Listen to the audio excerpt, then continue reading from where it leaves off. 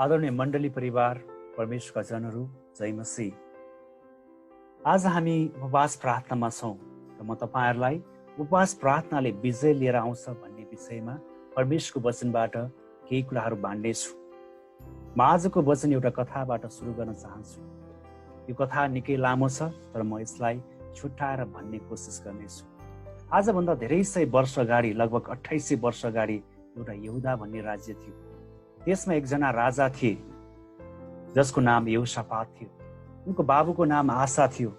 उनी राजा हुँदा 35 वर्षका थिए। उनले त्यो देशमा 25 वर्ष राज्य गरे। तिनले परमप्रभुको नाउँमा जे असल थियो त्यही गरे। तिनले डाँडाका थानहरू, अशेरा देवीका मूर्तिहरूलाई हटाइदिए। उनले यहुदाका सबै सहरहरूमा परमेश्वरको शिक्षा दिन शिक्षकहरू नियुक्त गरे। अनि परमप्रभुको मार्गमा हिँड्दा उनी निकै गर्व गरे। उनको वरिपरि भएका देशहरूमाथि परमप्रभुको भय फैलिएको थियो र उनीहरू कसैले पनि यहोशापातको विरुद्धमा युद्ध गर्ने आँट गरेका थिएनन्, र सबैले उनी कहाँ उपहारहरू लिएर आउँदथे। यहोशापात झन्झन शक्तिशाली हुँदै गए।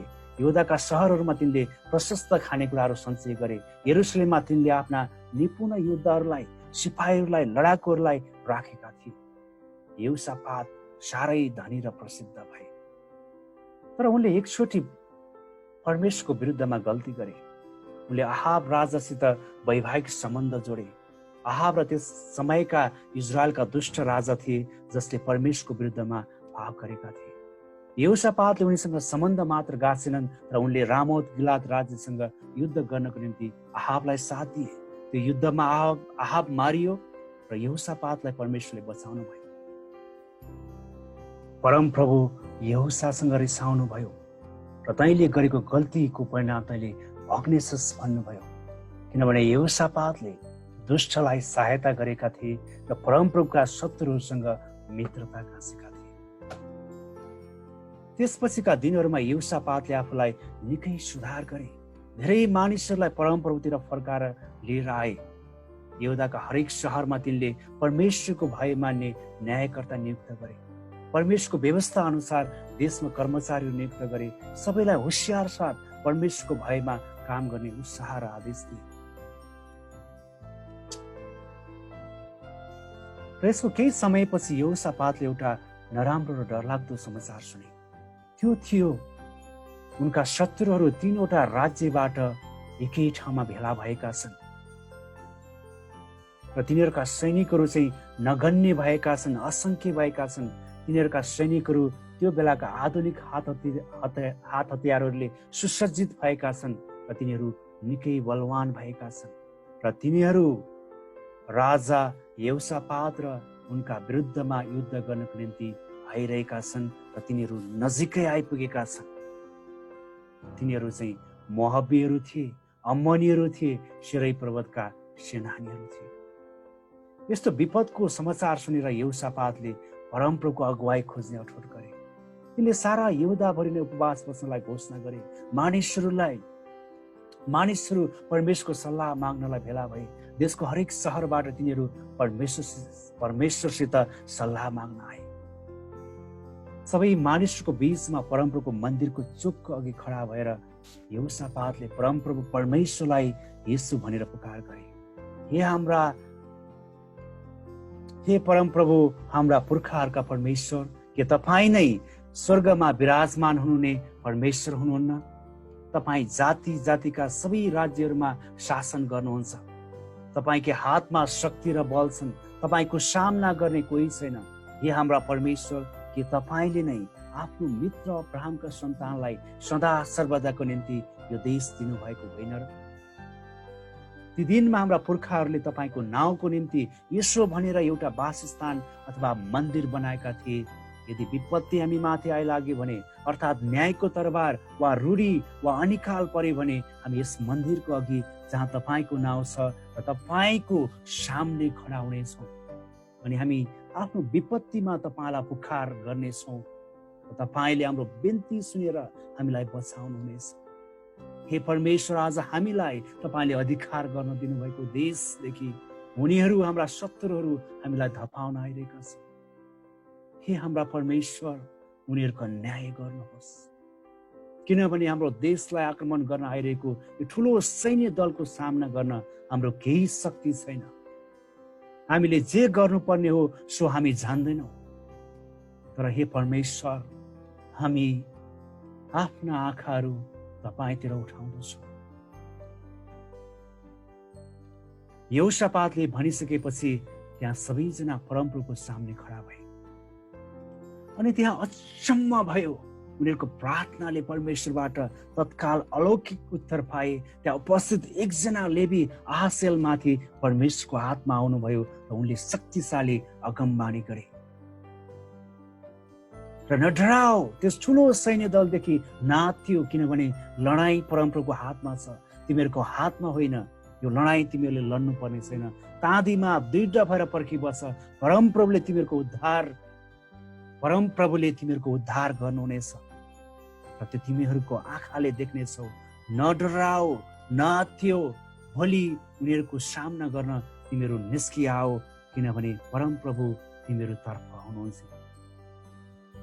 परमप्रभु तिमीहरू तर्फ हुनुहुनेछ। जब यो अगमबाणी उनीहरूले सुने, यहोशापात, यहुदा र यरुशलेमका सबै बासिन्दाहरू परमप्रभुको सामने दण्डवत गर्न खोप्नु परे। तब लेवीहरू खडा भए र चर्को स्वरले परमप्रभु इजरायलका परमेश्वरको प्रशंसा गरे।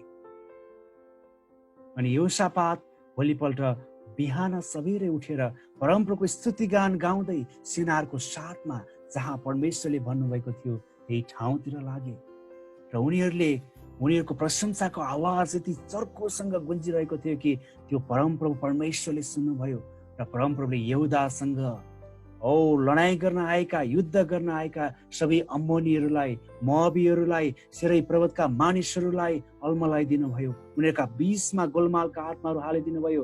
तब उनीहरूले एक आपसमा नै एक अर्कालाई अन्धाधुन्दा आक्रमण गर्न थाले, एकले अर्कालाई दुश्मन देख्न थाले, एकले अर्कालाई मार्न थाले र उनीहरू सबैजना त्यहाँ परास्त भए। जब यहुदाका मानिसहरू उजाड स्थानको अग्लो ठाउँमा आइपुगे र उनीहरूका शत्रुहरूलाई हेरे, तब त्यहाँ तिनीहरूका सबै शत्रुहरू भुइँमा मारिएर लडिरहेको देखे अनि उनीहरू मध्ये एकजना पनि उम्केका थिएन। परमप्रभुले भन्नुभए झै उनीहरूले युद्ध लड्नु परेन। उनीहरूका आँखाकै अगाडि उनीहरूले त्यो विजय देखे, उद्धार देखे, जुन परमेश्वरले उनीहरूलाई दिनुभएको थियो। परमेश्वरले जहाँ भन्नुभएको थियो त्यहाँ नै सबै अम्मोनीहरू, मोआबीहरू, सेनानीहरूका मानिसहरू मारिएका भेट्टाए। किनभने परमप्रभु यहोशापात र उनका मानिसहरूको पक्षमा हुनुहुन्थ्यो र परमेश्वर आफैले युद्ध लड्नु भएको थियो। त्यसपछि यहोशापात र सबै उनका मानिसहरू खुसी हुँदै त्यहाँ भएका बहुमूल्य सामानहरू बटुल्न थाले। ती सबै बटुल्नको लागि उनीहरूलाई पुरा 3 दिन लाग्यो। त्यसपछि राजा यहोशापात र सबै मानिसहरू बिडा, सितार, तुरही बजाएर चर्को स्वरमा परमेश्वरको प्रशंसा गर्दै यरुशलेममा फर्के र उनीहरूका देशमा शान्ति छायो। प्रिय मण्डली परिवार, आज तपाईँले सुन्नुभएको यो लामो घटनाको छोटो कथाको अंश सिद्धिएको छ। यो घटना पवित्र बाइबल पहिलो राजा 22 अध्याय र दोस्रो इतिहास 17 देखि 20 अध्यायबाट लिएको। आदरणीय मण्डली परिवार, प्रभुका जनहरू, भर्खरै हामीले सुनेको कथा र अहिले विश्वमा घटिरहेको घटनाको स्वरूप एकै नभए पनि 2वटा कुरा चाहिँ एउटै छ। त्यो हो विपत्ति र परमेश्वर। राजा यहोशापातको समयमा मानिसहरूमाथि आएको विपत्ति र अहिले आएको विपत्तिको सार उस्तै छ। र राजा यहोशापातलाई विजय दिनुहुने परमेश्वर र आज हामीले प्रभु येशू ख्रीष्टको नाम आराधना गर्ने परमेश्वर त्यही हुनुहुन्छ। जो हुनुहुन्थ्यो, जो हुनुहुन्छ र जो हुन आउनुहुनेछ, उहाँ सदा सर्वदा एक समानका परमेश्वर हुनुहुन्छ। आदरणीय मण्डली परिवार, आज विश्व मानव जातिमा ठुलो विपत्ति आइपरेको छ। नदेखिने शत्रु कोरोना भाइरस, जसलाई कोभिड-19 भनेको छ, त्यसले 5 महिना अगाडिदेखि नै हाम्रा मानिसहरूलाई आक्रमण गर्न सुरु गरिसकेको छ, जसबाट 30 लाखभन्दा बढी मानिसहरू अहिले घाइते भएका छन् भने 2 लाखभन्दा बढी मानिसहरू चाहिँ मारिएका छन्। हाम्रा बुद्धि, हाम्रा बल, हाम्रो क्षमता, हाम्रा संसारिक खोजहरू र संसारका संरचनाहरू सबै थोकहरू यसको अगाडि कम परेका छन्। कोरोना भाइरस कोभिड-19 को अगाडि कम परेको छ। हामीले जानेका सबै बुद्धिहरूलाई, क्षमताहरूलाई, सिपहरूलाई, हामीले खोज गरेका सबै औषधि मूललाई, विज्ञानलाई लिएर आउँदा पनि यसको अगाडि कम परेको छ। यसको मतलब हामीलाई अझै बढी ती खोजहरू चाहिएको छ, ती गहिरा र गुप्त कुराहरू जान्नु परेको छ। अझै हामीलाई ज्ञान र बुद्धिहरू चाहिएको छ, अझ हामीलाई मार्गदर्शन चाहिएको छ, अझै हामीलाई त्यो भन्दा बढी हामीलाई परमेश्वरको अगुवाई चाहिएको छ। र मण्डली परिवार, अब हामीसँग एउटै मात्र उपाय छ, त्यो हो परमप्रभु परमेश्वरको अगुवाई खोज्ने, उहाँको उपवास बस्ने, प्रार्थना गर्ने, उहाँको चरणमा जाने, जससँग ज्ञान र बुद्धिको भण्डार छ, जसले गहिरा र गुप्त कुराको रहस्य खोलिदिनुहुन्छ, जसले तपाईँ र मलाई मार्गदर्शन दिनुहुन्छ, त्यही परमेश्वरको चरणमा जाने। जसरी राजा यहोशापात गए, उनले खोजे, जब उनीसँग भएका सबै सैन्य ताकत, क्षमता भन्दा उनका शत्रु शक्तिशाली देखे, उनले त्यो भन्दा पनि शक्तिशाली सर्वशक्तिमान परमेश्वरतिर आफ्नो आँखालाई उठाए, प्रार्थना गरे, उपवास बसे र सहमति साथ एकैसाथ उनले प्रार्थना गरे र उनले विजय प्राप्त गरे। मण्डली परिवार, आज हाम्रो लागि उपवास प्रार्थना सहित परमेश्वरको चरणमा जानु र उहाँको अगुवाई खोज्नु नै सबैभन्दा असल विकल्प हो। र यही कुरालाई गहिरो महसुस गरेर हाम्रो नवजीवन मण्डलीले गत हप्ता नै उपवासको घोषणा गरेको छ। आउनुहोस् हामी सबैजना एकसाथ यो उपवासमा जोड्यौँ, हामी बस्छौँ र उपवास सहित प्रार्थना गरौँ। साथसाथै नवजीवन मण्डलीले 7वटा प्रार्थनाको विषय हरेक सङ्गतिमा पठाएको छ।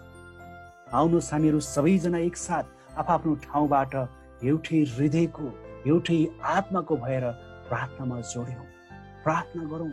यो समयमा हामीलाई थाहा छ, हामी शरीरमा एकै ठाउँमा जम्मा हुने सक्ने स्थितिहरू छैन, तर हामीसँग भएका ती इन्टरनेटका माध्यमबाट विभिन्न मिटिङ एपहरूद्वारा हामी जोडिएर प्रार्थना गर्न सक्छौँ। हामी त्यो सुविधालाई हामी प्रयोग गर्न सक्छौँ र हामी त्यो सुविधाको प्रयोग गरौँ।